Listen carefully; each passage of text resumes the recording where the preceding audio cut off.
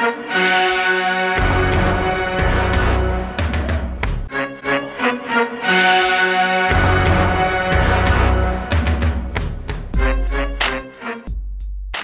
going on, fantasy football fans? I'm your host, Hussein the Brain, and you're watching The Couch. Welcome to our Week 3 waiver wire video. It seems like every game this past week in the NFL was an upset. The Raiders beat the Ravens, Washington beat St. Louis, and the Jaguars beat the Fins. We also saw several touchdowns get overturned, and RBs like Adrian Peterson and Mark Ingram got vultured by the fullback.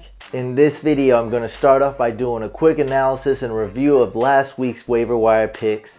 Then I'm going to reveal the new waiver wire pickups, including defenses to stream and the kicker position. Also, I'm going to be doing a hashtag AskTheBrain, answering some of the Twitter questions we have. And at the end, I have a question for you, and I'll be giving away a prize, so stay tuned. Last week, I told you guys to pick up Palmer, T-Mobile, and Jameis Winston, and also look at Johnny Manziel. Now, if you're in a deep league or a dual quarterback league, make sure you check if Josh McCown or Johnny Manziel is going to start. And Carson Palmer, he's hands down easily a top 10 quarterback this year and could end up being a top 5. T-Mobile is a great pickup. He's a must pickup, at least as a QB2 in almost every league. We saw Chris Johnson had 20 carries and over 70 rushing yards. That was pretty good. Carlos Williams again snuck in for a touchdown. Make sure you check the status of Lamar Miller. Damian Williams saw some playing time when he was injured. It seems like Lamar Miller's injury is not too serious, but keep tabs on that. And we all know Danny Woodhead's a beast.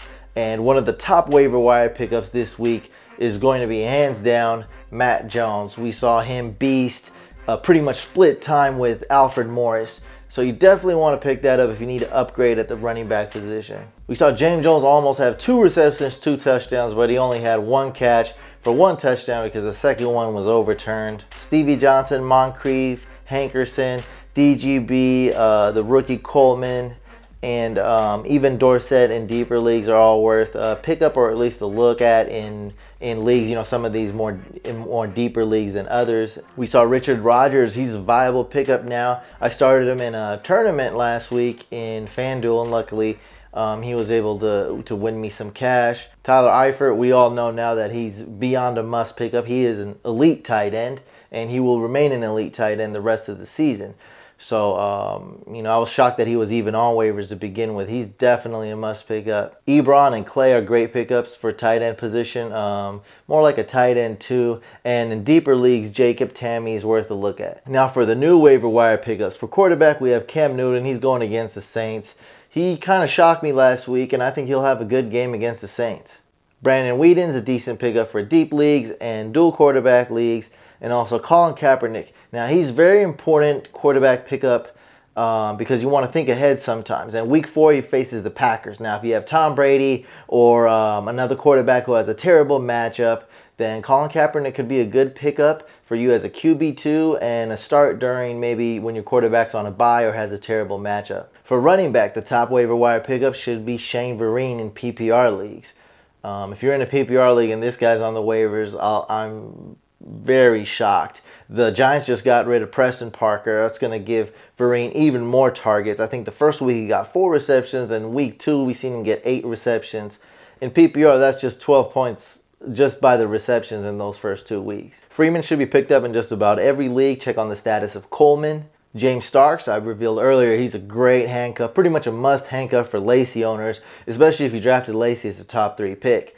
Now, Lacy's injury doesn't seem to be significant. He could miss 0 games or likely 1 at most. So monitor the status of Lacy. Taliaferro and Polk are decent. Dexter McCluster had a pretty good game, but I think he's only worth a pickup in deep leagues or PPR leagues. He's going to be one of those guys that will be good, that'll post a lot of good games, but also be very inconsistent. 1 game terrible, 1 game awesome, 1 game terrible, and just keep going like that. And in deeper formats, look at Josh Robinson. And in even deeper formats, just a heads up, Denard Robinson did get hurt. Another shocker right here for wide receivers, Garcon is not owned in a lot of leagues. He's a must pick up in every format. Washington's not playing terrible. They just beat the Rams. I don't know how that happened.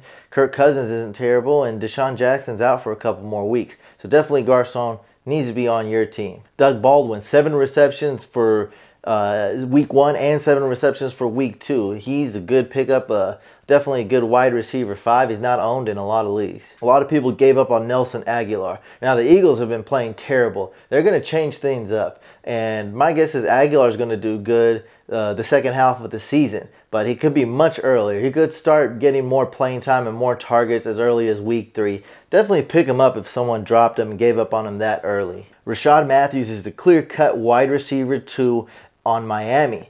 Now, we have to wait and see when Devontae Parker comes back. If he adds a lot to the team, Rashad Matthews might be demoted. But as of now, he's a wide receiver 2 on a decent team. Aaron Dobson in week 2 saw 8 targets, so Danny Amendola only saw 2.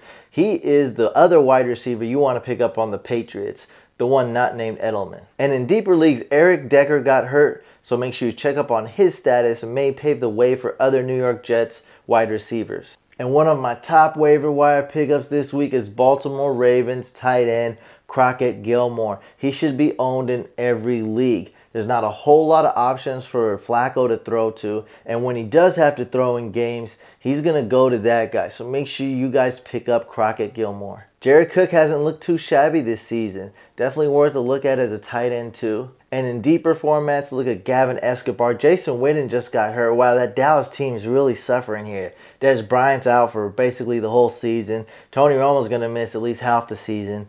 And now Jason Witten is hurt. We don't know how much time he's going to miss, so monitor the status of him. But Escobar is definitely worth a pickup if Witten is hurt. And in much deeper formats, he's still worth a pickup as a tight end too. Not a whole lot of great options to stream at defense, but there still are some. Now in some leagues, the Patriots defense is still out there. They face Jacksonville Jaguars. That's the obvious stream right there. You want to pick them up. Vegas has them as the biggest favorite. Their favorite to win by, I think, 14 points this week. They should slaughter the Jaguars in several facets of the game. Panthers are a great defense to pick up if Breeze isn't playing. Now, if Breeze is playing, he probably won't be 100%. Definitely monitor the status of Drew Brees. He's hurt.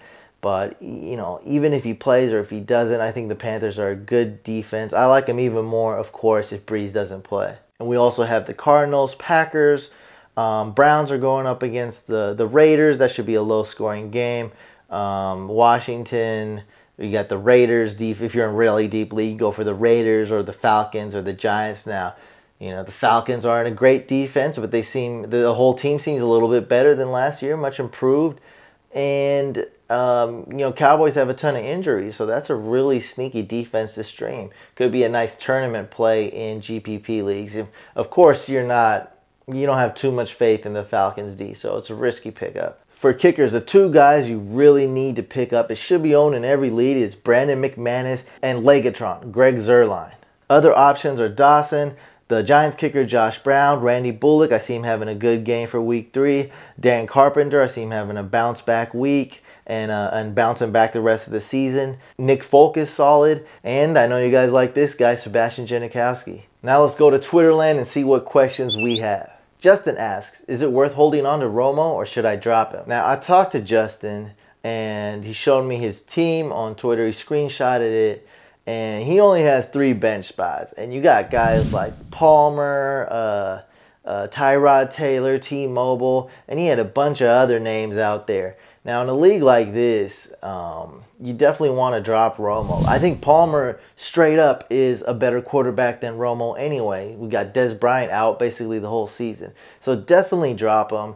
And, you know, in a league like this, I personally think the committee set it up wrong. You got to have more than 3 bench spots, at least 4. We ideally like 6 or 7 bench spots. So drop him. Pick up Carson Palmer. If you can't get him, go with Tyrod Taylor. When the bye weeks hit, you nor any other league mate is going to be able to keep Tony Romo and another quarterback, especially on those really tough bye weeks. Now, I have a question for you. How many touchdowns will Tom Brady throw in week 3? New England Patriots are playing at home, going up against the Jacksonville Jaguars. So leave a comment below. Tell me how many yards and touchdowns will Tom Brady throw for week 3. The person with the closest answer will get a pair of these sunglasses, and I'll throw in a few more goodies. So just leave a comment below. Let me know what you think. I'll let you know my prediction. Thank you for all the support. I appreciate all the likes on the videos, all the new subscribers, the comments you guys leave below. If you guys want this waiver wire list before the video comes out, you can sign up for my VIP waiver wire list. Just follow the link below in the description, click on that, and subscribe to my VIP waiver wire list. You'll receive my waivers 12 hours before anybody else does, so make sure you guys do that. That's all the time we have for this video. Make sure you guys watch this video where we had our awesome draft. It's the best draft in the world. We film it every year. If you guys haven't checked it out, you have to check out that video. Also, make sure to subscribe to the YouTube channel. We'll be coming out with the weekly waiver wire videos, of course, and also my DFS picks every week. So make sure to subscribe, and I'll see you guys on the next video.